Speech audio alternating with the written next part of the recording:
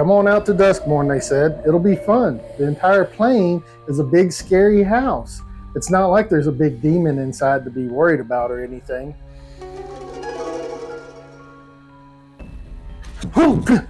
Duskmourn preview's coming right up.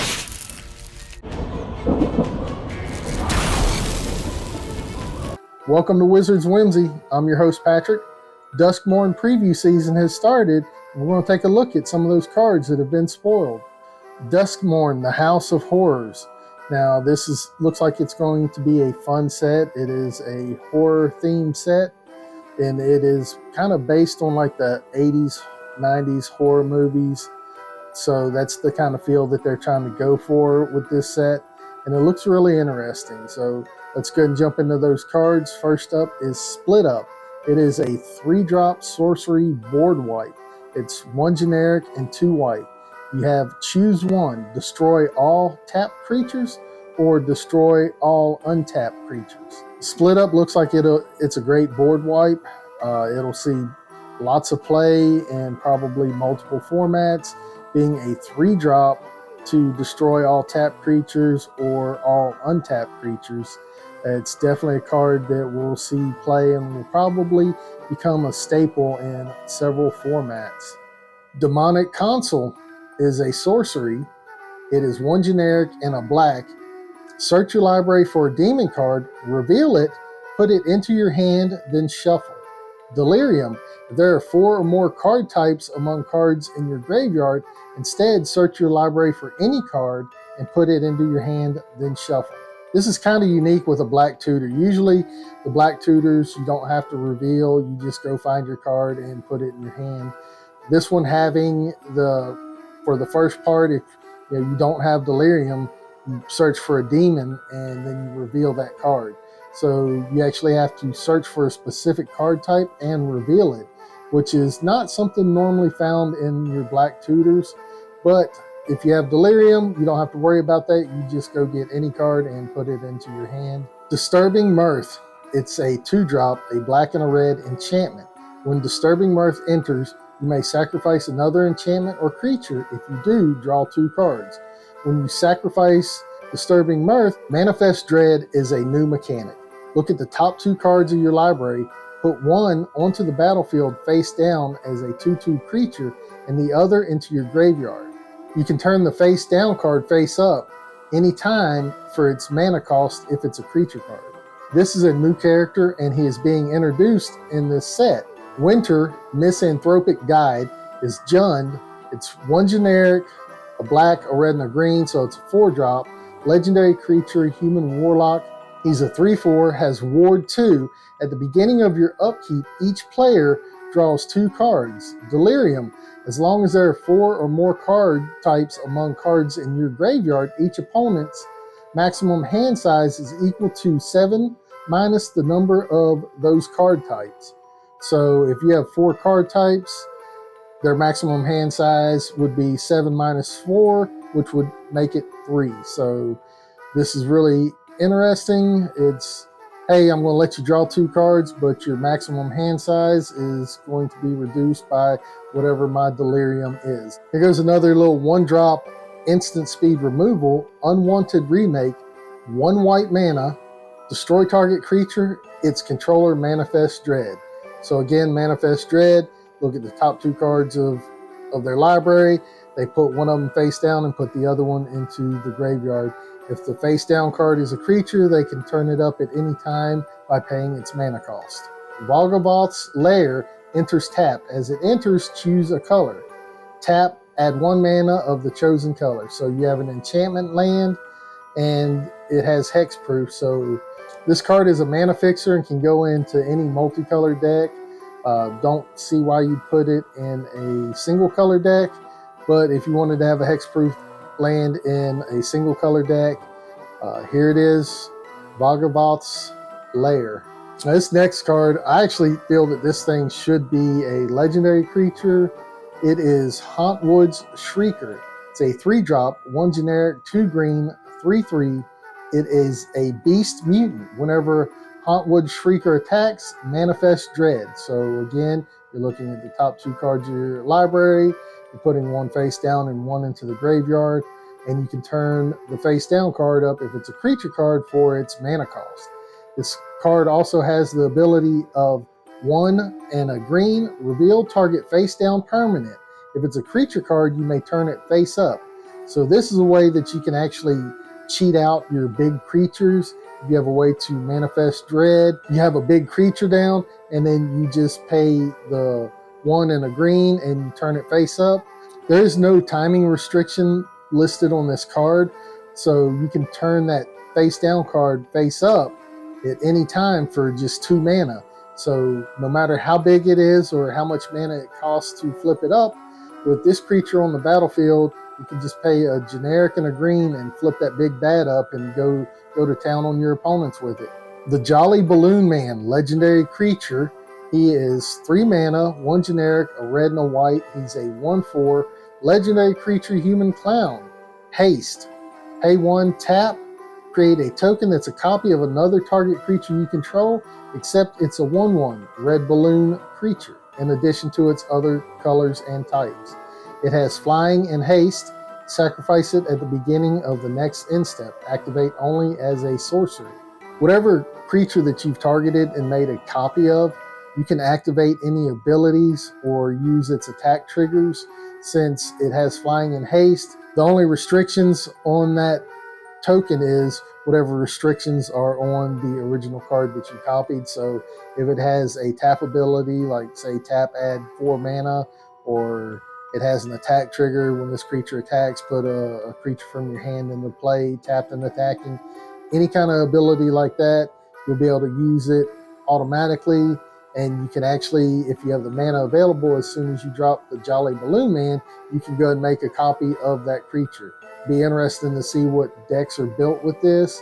Looking at Commander in particular, in red-white, it's be fun to see what they actually make. Veteran Survivor. It's a 1-drop, 1 white, 2/1 human survivor creature. It has survival, which is a new keyword ability. At the beginning of your second main phase, if Veteran Survivor is tapped, exile up to 1 target card from a graveyard. However you tap him, at your second main phase, you get to remove a card from a graveyard. So if you have a vehicle or anything like that, you can tap him as soon as you play him to crew that vehicle. And at the second main phase, you can get rid of something in somebody's graveyard.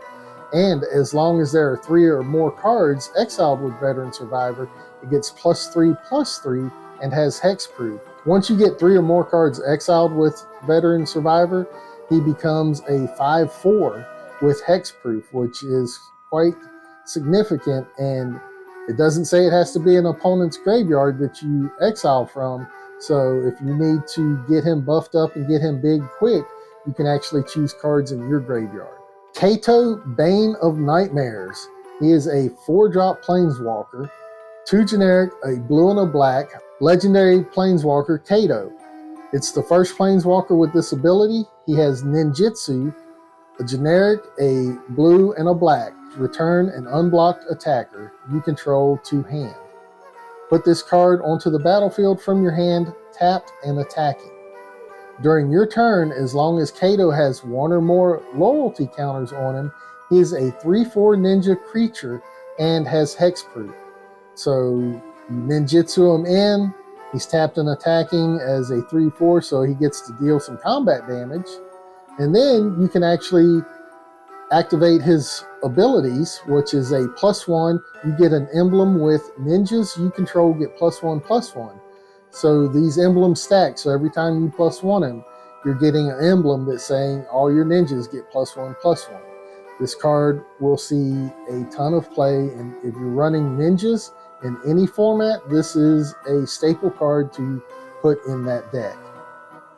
It has 0, surveil 2, then draw a card for each opponent who has lost life this turn. As long as you have a way to make your opponents lose life, you could draw up to 3 cards in Commander. Or if you're playing, a 60-card format, the opponent that you attacked and you got in with some damage, you get to draw 1 card. And then it has -2, tap target creature, put 2 stun counters on it. So if an opponent has a problematic creature, you can just -2, you'll tap that creature down and you'll put 2 stun counters on it. So it will give you 2 more turns to be able to try to find an answer for that creature. Overlord of the Mistmoors is a 7-drop, 5 generic, 2 white, enchantment creature avatar horror. He's a 6/6. It has Impending 4, which is a new mechanic in this set. 2 generic and 2 white. If you cast this spell for its impending cost, it enters with 4 time counters and isn't a creature until the last is removed. At the beginning of your end step, remove a time counter from it. Whenever Overlord of the Mistmoors enters or attacks, create 2 2/1 white insect creature tokens with flying. This impending mechanic looks like it'll be fun. It'll be a way to get your big creature out.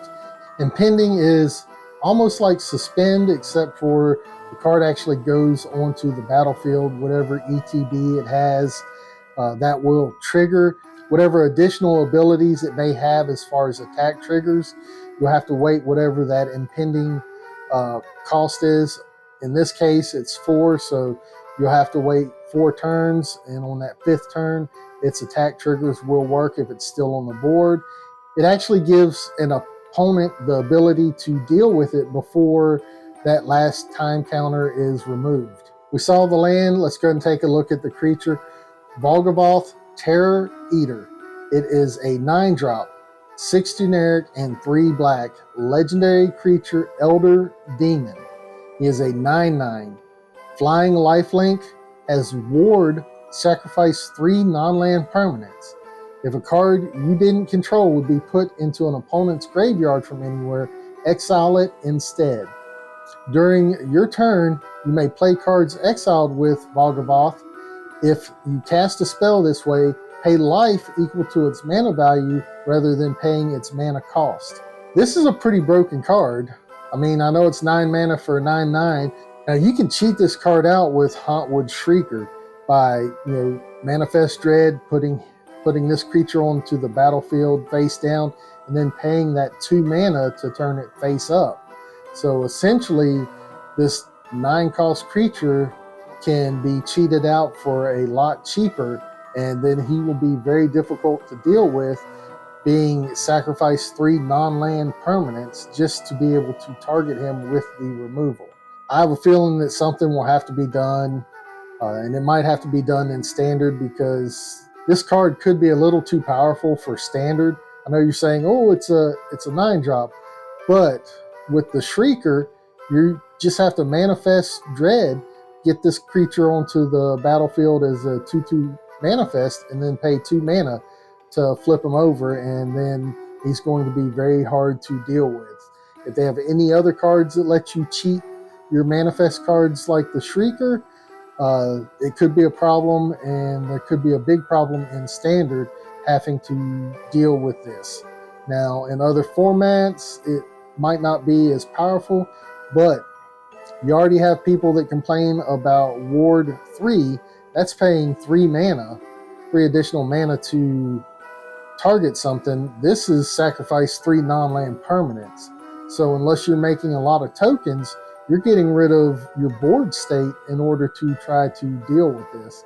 So there's probably going to be a lot of complaints about this. If you have anything like Roaming Throne that doubles triggers and abilities, anybody goes to target him with Roaming Throne on the field, well, now they have to sacrifice 6 non-land permanents instead of 3, because Ward is a trigger ability. Well, if you like numbers, Zamon All Questioning, 3-drop, 1 generic, a green and a blue, legendary creature, human wizard, 1/1, will let you do all the math that you want to do. At the beginning of your end step, if a land entered the battlefield under your control this turn, and you control a prime number of lands, create Primo, the Indivisible, a legendary 0/0 green and blue fractal creature token, then put that many +1/+1 counters on it. Now your prime numbers are 2, 3, 5, 7, 11, 13, 17, 19, 23, 29, and 31. They did preview a new card type. It's an enchantment room. You may cast either half. That door unlocks on the battlefield as a sorcery. You may pay the mana cost of the locked door to unlock it. So whenever you cast this, you're choosing one of the two sides, and whenever it enters, that side that you chose is unlocked, and whatever abilities it has, those are active, and then you can pay the casting cost to unlock the other door, and you'll get that benefit as well. So this card here is Dollmaker's Shop and Porcelain Gallery. Dollmaker's Shop is 2-drop, 1 generic and a white. Whenever one or more non-toy creatures you control attack a player, create a 1/1 white toy artifact creature token. Porcelain Doll is a 6-drop, 4 generic, 2 white. Creatures you control have base power and toughness, each equal to the number of creatures you control. So you can drop this out on turn 2, and then whenever you have the mana, you're able to unlock the Porcelain Gallery. All your creatures will get buffed up, and they'll have base power and toughness, each equal to the number of creatures you control. And then whenever you attack with one or more non-toy creatures, you put in a 1/1 white toy artifact creature token. So it'll also get that buff, and it'll actually add another buff, another point of power and toughness to the attacking creatures, so that you can actually get in with more damage. Thanks for checking out my video. I hope you found it informative. I hope you liked it. It is not all the cards that were spoiled this weekend. There are more cards that were spoiled, and I'll put a link to the image gallery on Magic's website in the description below. I would love to hear your thoughts on any of the cards that I showed, or any cards that you've seen spoiled, on what you think their playability is and what formats you think they'll see play in. And are there any cards that will be problematic in any of the formats that you think Wizards will have to actually deal with, or do you think everything is just fine how it is? Hit that subscribe button, like button, and definitely leave a comment and let me know what your thoughts are on this. There are links to Magic products on Amazon, and if you use those links, I do get credit for any purchases that you make. There is no additional cost to you whenever you use those links, but I wanted to let you know up front that when you use those links, I do get credit for any purchases made. Now, hit that subscribe button, like button, and leave a comment. Let me know what your thoughts are. And until next time, keep slinging those spells.